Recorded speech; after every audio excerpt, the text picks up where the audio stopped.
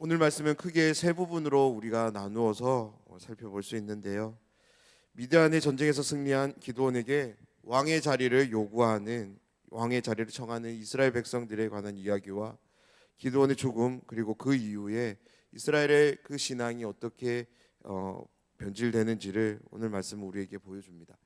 첫 번째 부분은 22절에서 28절 말씀으로 기드온과 이스라엘 백성이 서로의 필요를 요구하는 장면으로 미디안으로부터 자신들을 구해준 기드온을 향해 왕을 요구합니다. 이례적으로 자신들을 지켜주고 보호해주는 그런 왕의 자리가 아닌 대대로 자신들을 보호하고 이끌어줄 그런 왕조의 자리를 구하고 있는 것을 보게 됩니다. 그런 그들의 요구에 기드온은 한마디로 정리합니다. 23절 말씀인데요. 제가 말씀을 읽어드리겠습니다. 기드온이 그들에게 이르되 내가 너희를 다스리지 아니하겠고 나의 아들도 너희를 다스리지 아니할 것이요 여호와께서 너희를 다스리시리라 하니라. 분명 이 고백만 두고 보면 기드온은 하나님 기뻐하시는 고백을 하고 있는 것처럼 보입니다. 하지만 고백은 언제나 삶으로 이어질 때 그것에 진실이 있는지가 드러납니다. 기드온의 진심이 어떠한지 말씀을 통해서 알 수는 없지만 계속 되어지는 성경의 내용들을 보게 될 때 기드온의 이 고백은 결코 진심이 아니었습니다. 왜냐하면 기드온은 이 이야기를 한 뒤에 즉각적으로 이스라엘 백성들에게 전리품을 요구합니다. 그런 요구에 백성들은 즐거이 기드온에게 드립니다. 그런데 좀 이상하지 않습니까? 이스라엘을 다스리지 않겠다고 말하는 기드온에게 백성들은 그의 요구대로 다 드립니다. 그런데 더 이상한 것은 27절 말씀입니다. 기드온은 받은 그 금으로 에봇을 만듭니다. 그리고 그것을 자기의 성읍입니다. 자기의 성읍 오브라에 둡니다. 에봇은 우리가 잘 알다시피 대제사장이 입는 옷 중에 가슴에 덧붙이는 그런 의복이었습니다. 이스라엘을 다스리지 않겠다는 사람이 대제사장에게나 필요한 에봇을 왜 만들었을까요? 그리고 성막에 있어야 할 에봇을 왜 자신이 다스리는 곳인 오브라에 두었을까요? 기도는 겉으로는 아닌 척했지만 자신의 손으로 계속해서 이 영광을 누리기를 원했던 것입니다. 분명 왕이 되어 다스리는 것은 아닙니다. 하지만 그의 욕망을 통해 드러나는 삶은 왕의 삶이었고 다스림의 삶이었습니다. 기도는 상상할 수 없는 기적 앞에서 평범함을 잊어버렸습니다. 전쟁에서의 승리의 영광에 그의 삶은 함몰되어 버렸습니다. 다시는 포도주 만드는 틀에 숨어서 타작하는 그런 자신으로 되돌아가고 싶지 않았던 것이 기드온의 본심은 아니었을까라는 생각이 듭니다. 두 번째 부분은 29절에서 35절 말씀인데요. 사사기 기자는 기드온의 죽음을 이야기하면서 이스라엘 민족이 다시금 하나님께 범죄하는 모습을 우리에게 들려줍니다. 미디안과의 전쟁 이후에 기드온의 삶이 어떠했을지를 소개해 주는데요.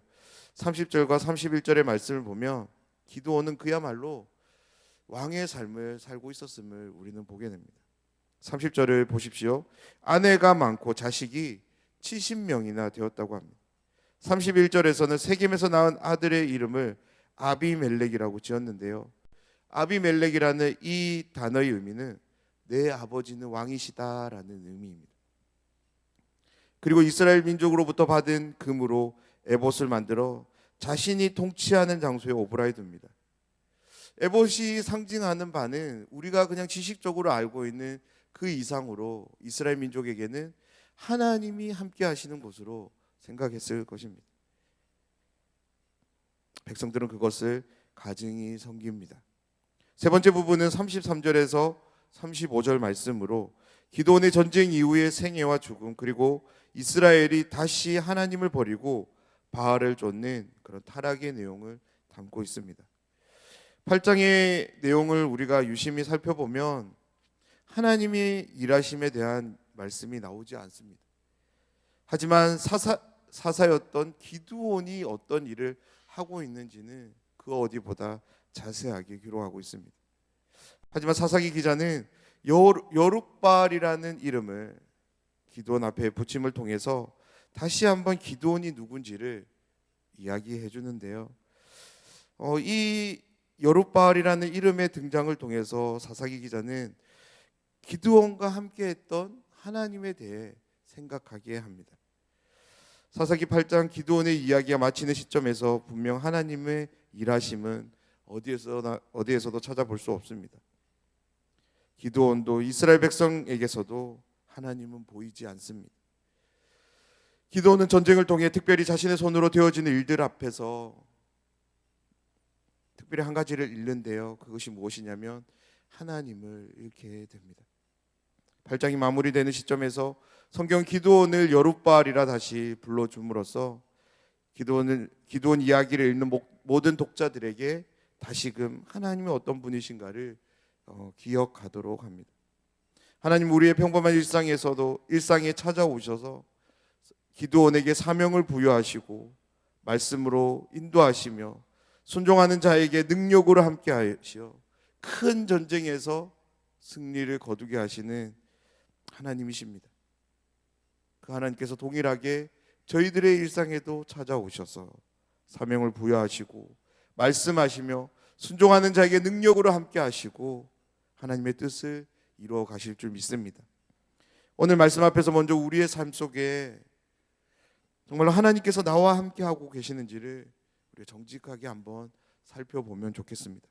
하나님의 부름은 우리를 하나님의 자녀 되게 하는 부름인 줄 믿습니다. 자녀된 삶 중에서 부모에게 있어 가장 의미 있는 것이 어떤 모습일까요? 그것은 늘 마음에 부모님을 기억하는 삶이 아닐까라는 생각이 듭니다. 사랑하는 여러분, 우리와 함께하는 이 성경책은 하나님이 누구신지를 깨닫게 해주는 동시에 하나님이 어떤 분이신지를 보여주는 말씀입니다. 이 성경 말씀이 언제든 하나님을 기억하게 하는 삶을 가능하게 합니다.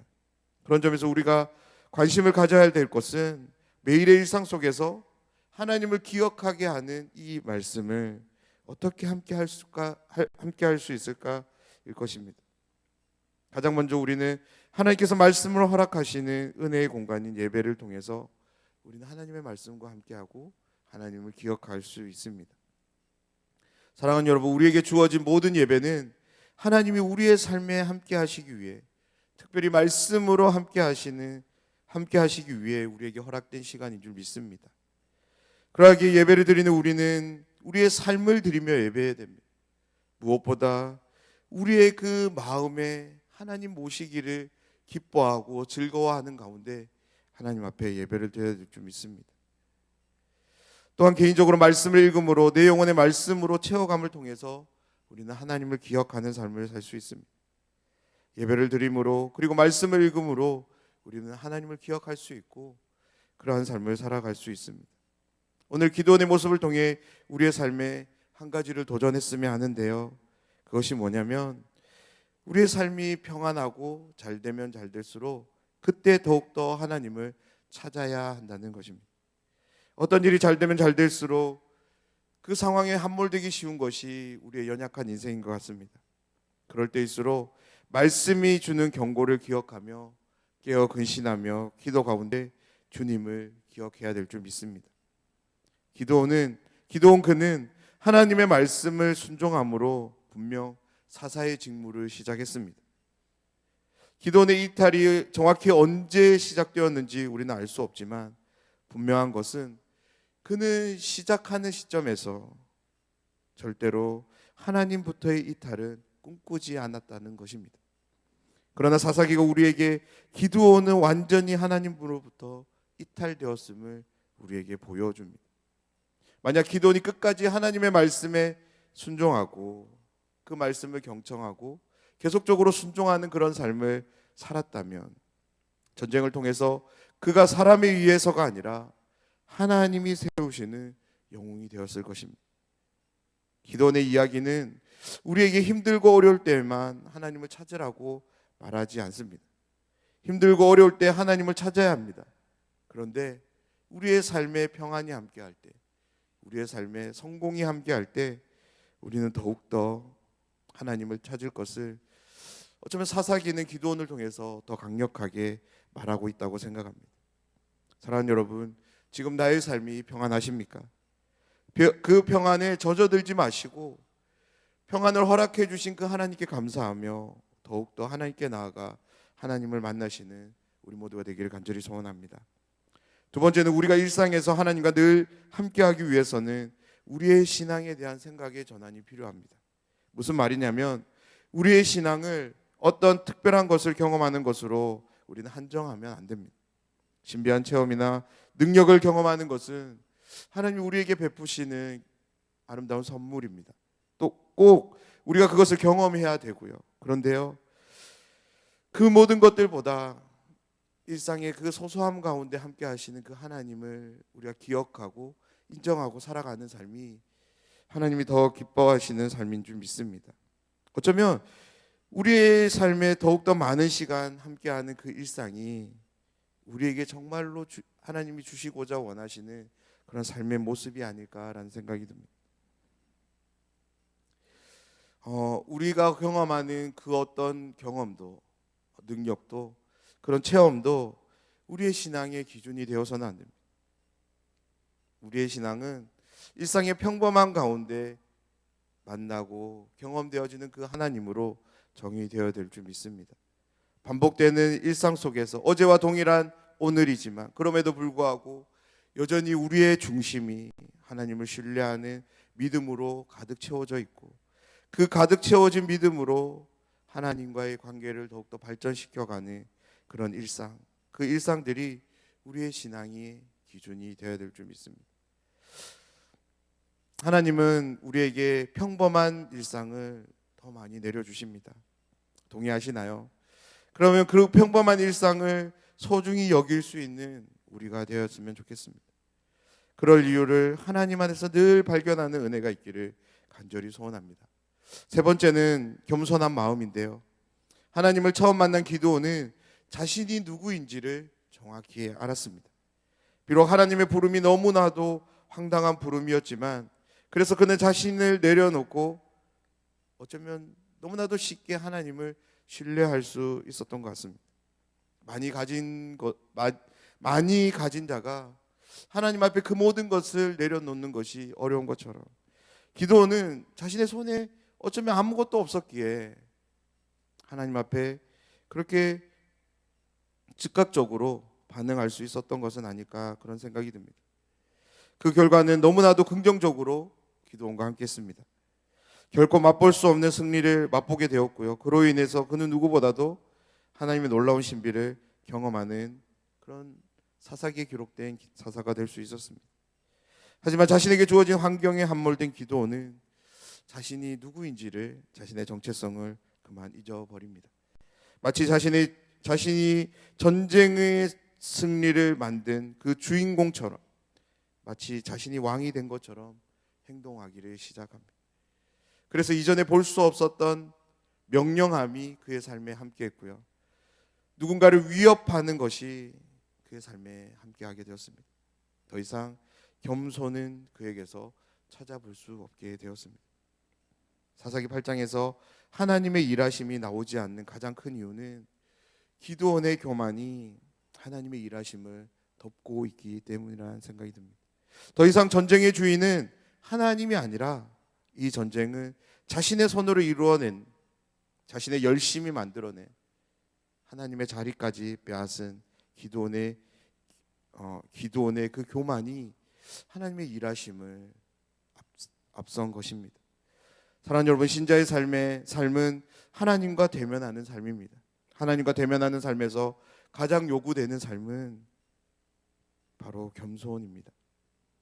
나는 누구입니까? 나는 어떤 사람입니까? 하나님 앞에서 나는 누구였고 어떤 사람이었습니까? 이 질문이 늘 우리의 마음에서 늘 되뇌어졌으면 좋겠습니다.